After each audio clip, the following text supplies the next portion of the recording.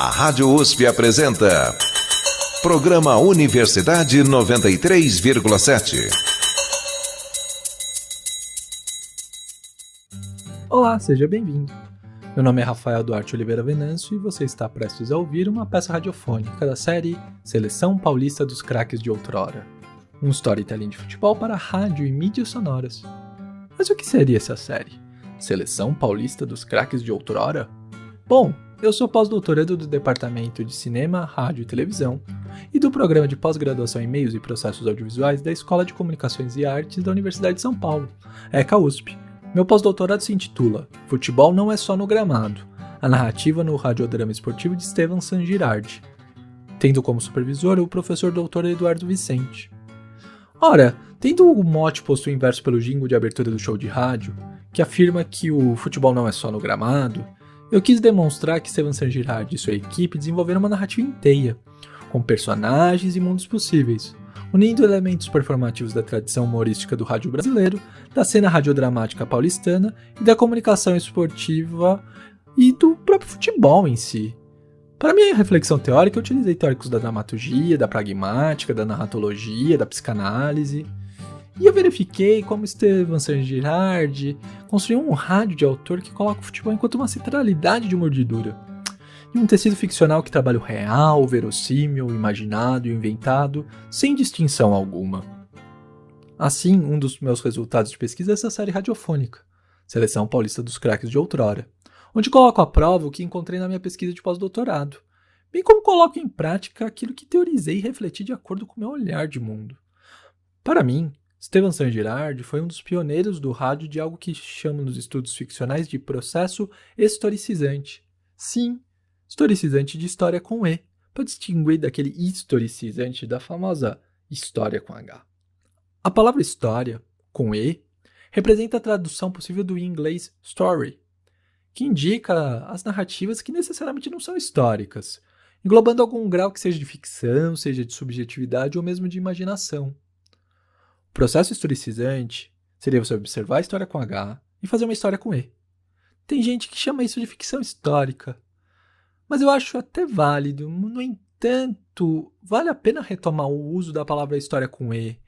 É algo importante num mundo cada vez mais carente de narrativas. Isso faz essa minha ideia de processo historicizante entrar no campo dos estudos do storytelling, que para muitos foi fundado por Walter Benjamin em seu texto O Narrador, que em inglês é chamado de The Storyteller, ou seja, o contador de histórias.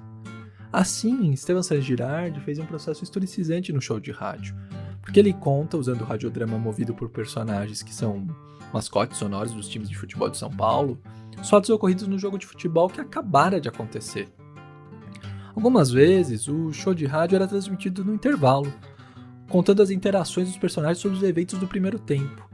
Era uma maneira muito dinâmica de fazer rádio esportivo, e especialmente fazer jornalismo esportivo. Na minha opinião, Estevan San Girardi e equipe foram para o rádio que Tomás Mazzoni, Nelson Rodrigues, Mário Filho, Armando Nogueira, José Roberto Toreiro foram para o texto escrito de futebol. Todos são grandes exemplos do que chamamos normalmente de cronistas esportivos. No entanto, para o meu pós-doutorado, não bastava estudar o show de rádio Estevan San Girardi e teorizar isso de processo historicizante. Eu precisava fazer esse storytelling sonoro. Eu precisava criar essas histórias com E sobre o futebol. Eu penso em 4 motivos, 4 justificativas provocadoras. Programa Universidade 93,7. Primeiro, isso era necessário para mostrar que o processo não era simplesmente uma genialidade autoral do Estevan San Girardi, mas sim um procedimento, quase uma estilística, logo possível de ser encontrada em mais autores, bem como repetida. Segundo, isso era necessário para mostrar que a mídia sonora está mais viva do que nunca. Desde o meu doutorado, que eu defendi na ECA USP em 2013, defendo que o rádio não morreu. O aparelho de rádio pode morrer, mas o rádio como linguagem midiática sobreviverá sempre. Basta ver os podcasts de agora. Terceiro, isso era necessário, né? É necessário que é possível fazer ficção sonora. Que esse mundo de ficção sonora, de radiodrama, não é restrito àquela era de ouro do rádio dos anos 30, dos anos 40 do século passado, né? As suas radionovelas, tudo. É possível produzir e ouvir personagens ficcionais no século XXI, seja no rádio, seja nos podcasts. E por fim, um quarto motivo, a ficção esportiva.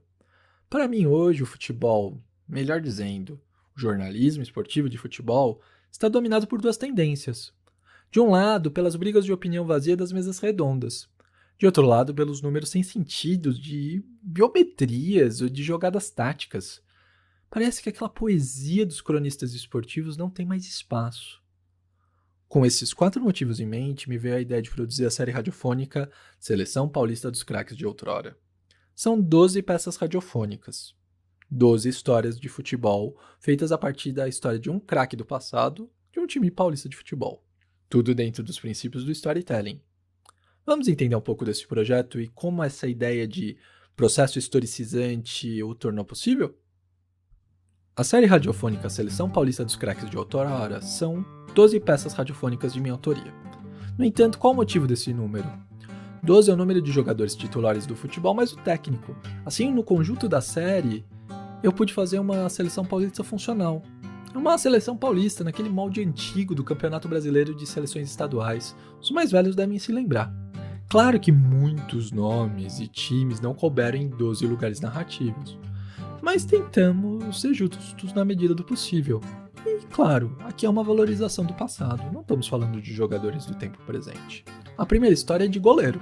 Não estamos falando de qualquer goleiro, mas sim de Gilmar dos Santos Neves, campeão com o Brasil na Copa de 58 e 62.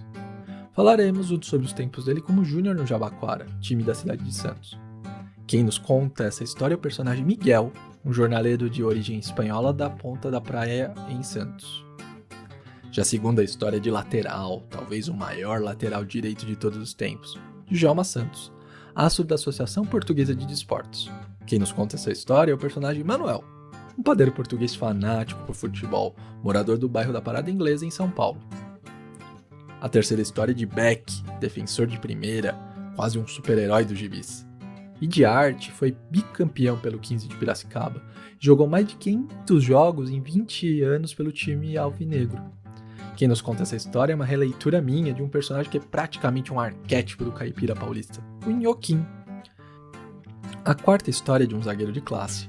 Urbano Caldeira marcou tanto o Santos Futebol Clube que virou o nome do estádio da vila mais famosa do mundo, sendo palco para Dorval, Mengalvio, Coutinho, Pelé e Pepe. Quem nos conta essa história é o personagem Mãozinha, um feirante que vende peixe fresquinho, vindo das docas do Porto de Santos.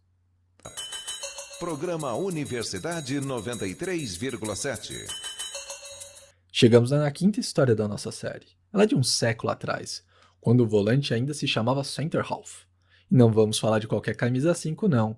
Vamos falar de um que foi ídolo do Corinthians, capitão da seleção brasileira e que ainda desafiou o presidente da República em um jogo de futebol. Seu nome? Amilcar Barbuy.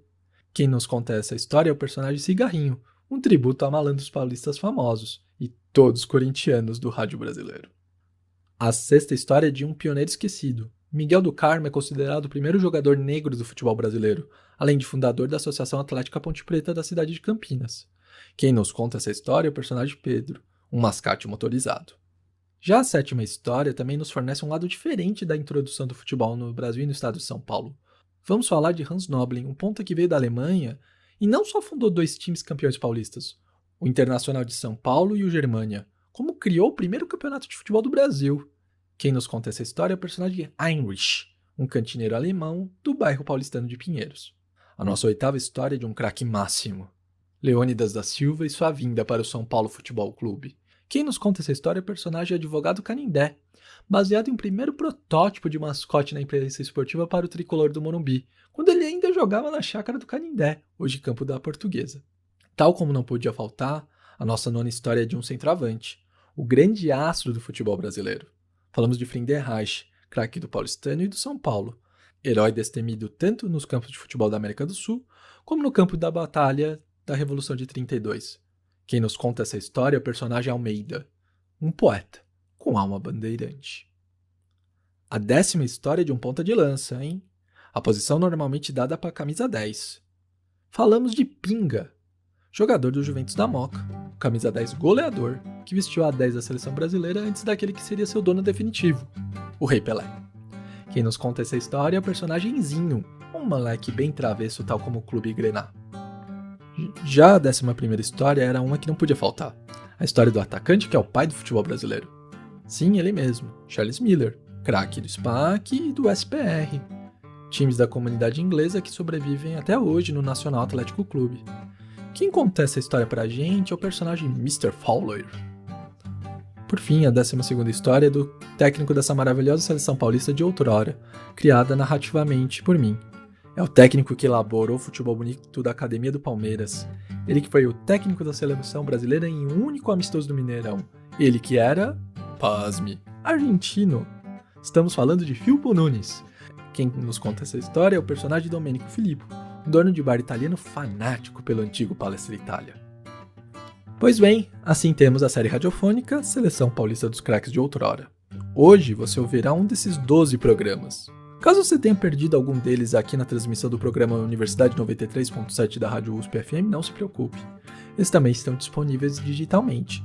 Uma das formas que você pode encontrar eles é no site Jornalismo Esportivo ECA USP, mantido pelo Departamento de Jornalismo e Editoração da Escola de Comunicações e Artes da Universidade de São Paulo. Acesse www.usp.br/cje/esportivo para encontrá-los. É isso. Eu sou Rafael Duarte Oliveira Venâncio e você ouvirá uma das peças radiofônicas e storytelling de futebol da série Seleção Paulista dos Craques de Outrora.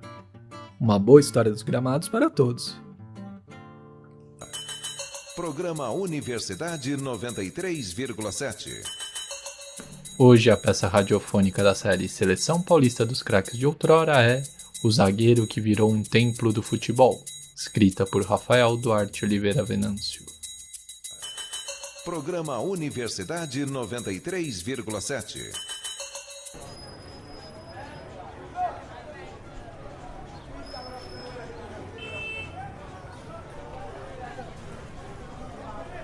Olha, peixe!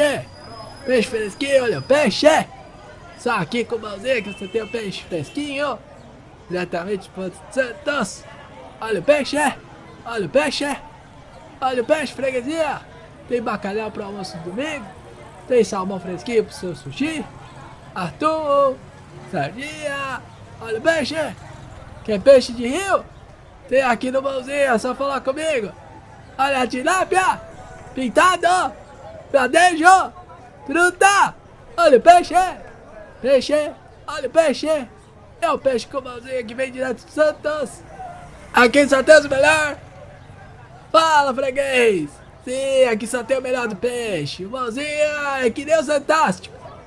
Aqui é Gilmar no gol! Mauro e Calvé na zaga! O meio com Limas e Tidalmo! O ataque sensacional de Dovar, Mengal, Coutinho, Pelé e Pepe! Ah tá! Você é dos novos, né?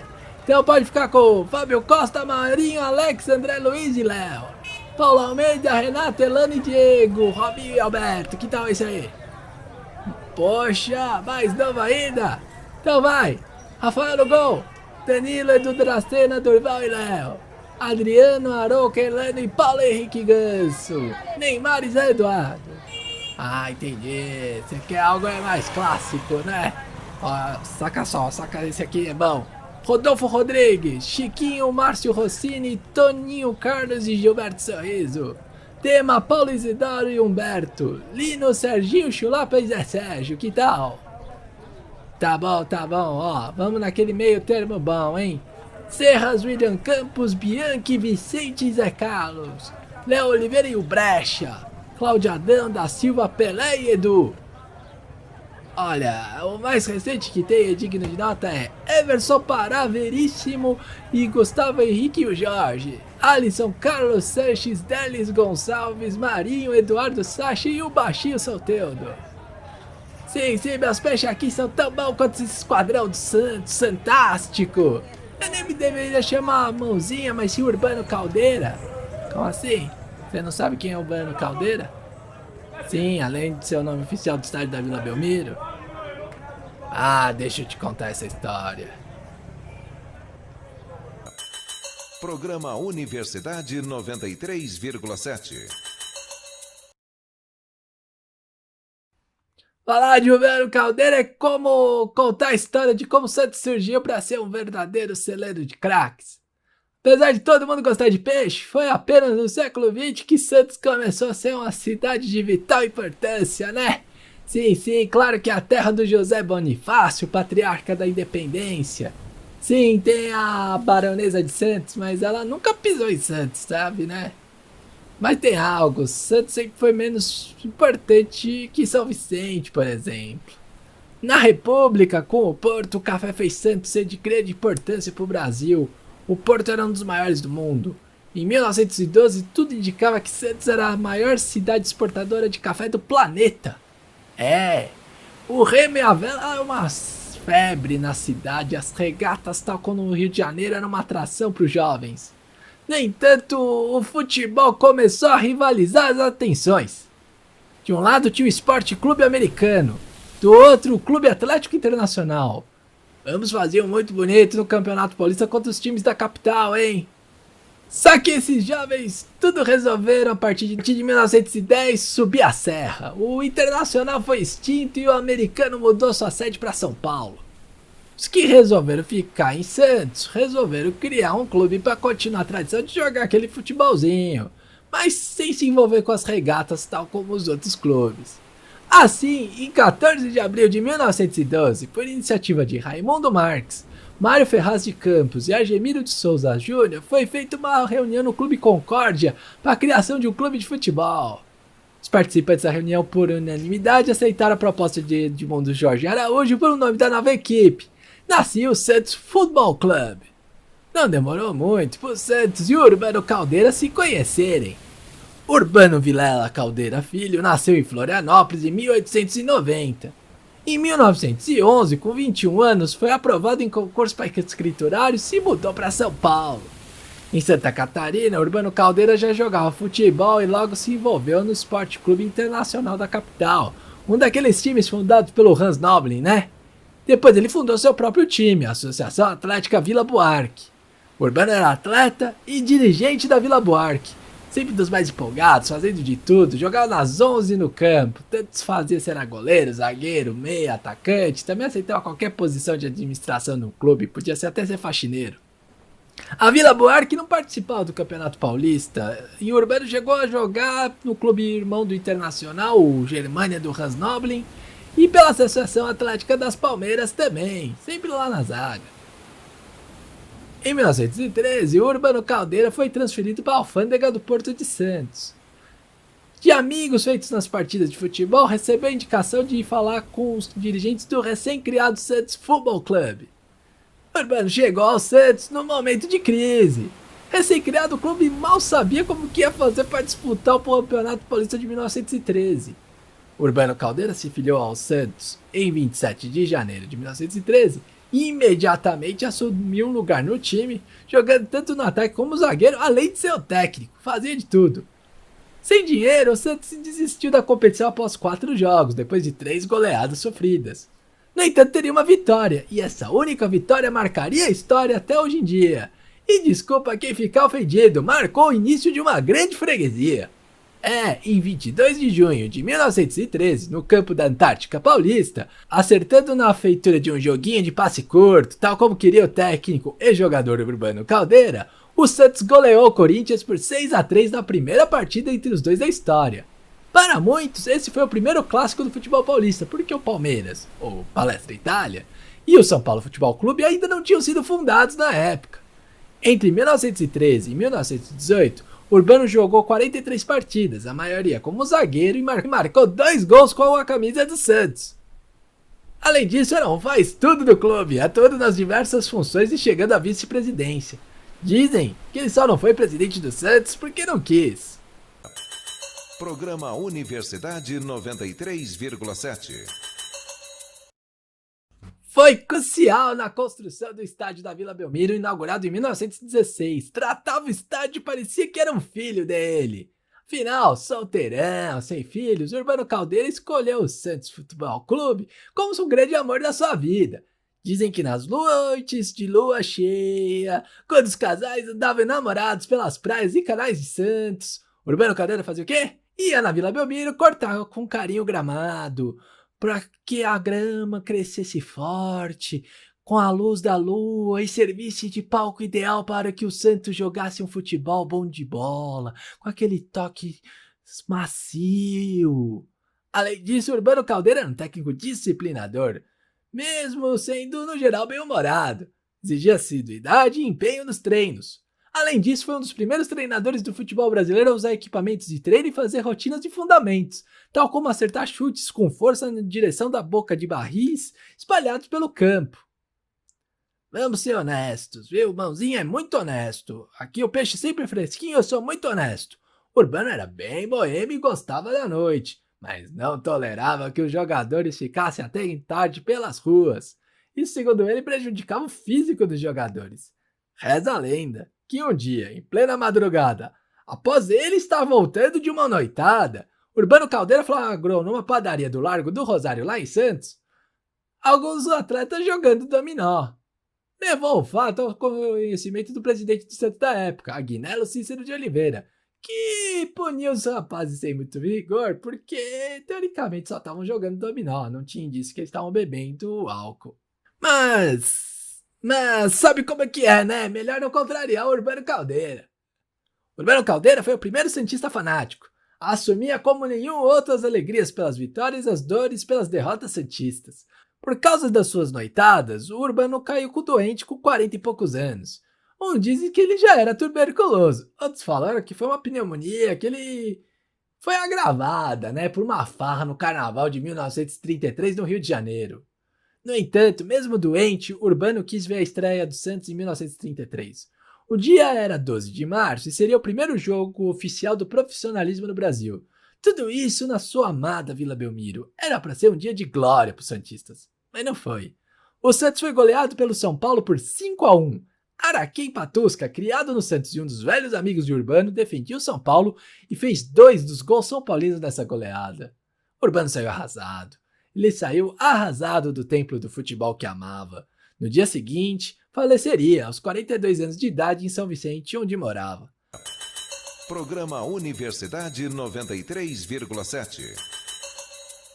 Seu enterro foi acompanhado por 200 automóveis até o cemitério do Paquetá. 4 dias depois, o diretor-geral de esportes do Santos, Ricardo Pinto de Oliveira, enviou um ofício pedindo que o estádio da Vila Belmiro fosse batizado como Praça de Esportes Urbano Caldeira Filho, bem como se colocasse o busto de Urbano Caldeira na entrada do campo. Bom, os pedidos de Ricardo Pinto de Oliveira foram cumpridos, né? Você sabe. O estádio da Vila Belmiro foi batizado com seu novo nome de Urbano Caldeira em 24 de março de 1933. Menos de um ano depois, o busto também era inaugurado. E assim, Urbano Caldeira virou sinônimo de templo do futebol, onde os craques nascem tal como grama. Na mesma grama que ele cuidou por quase 20 anos sem cobrar nada em troca.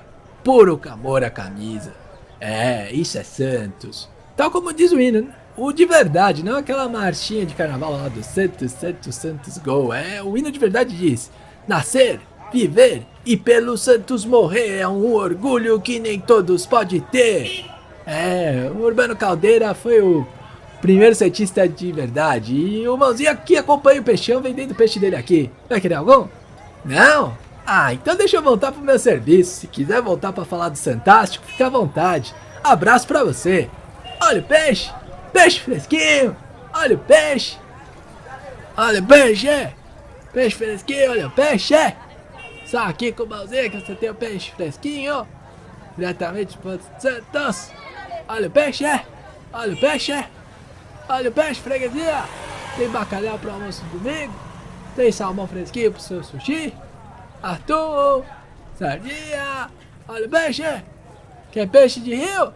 Tem aqui no mãozinho, é só falar comigo. Olha a tilápia. Pintado. Pradejo. Fruta. Olha o peixe. Peixe. Olha o peixe. É o peixe com mãozinha que vem direto do Santos. Olha o peixe. Peixe fresquinho, olha o peixe. Só aqui com mãozinha que você tem o peixe fresquinho. Diretamente pro Santos. Olha o peixe. Olha o peixe. Olha o peixe, freguesia. Tem bacalhau pro almoço de domingo. Tem salmão fresquinho pro seu sushi. Arthur, sardinha. Olha o peixe. Quer peixe de rio? Tem aqui no mãozinho, é só falar comigo. Olha a tilápia. Pintado. Pradejo! Truta! Olha o peixe! Peixe! Olha o peixe! É o peixe com mãozinha que vem direto de Santos!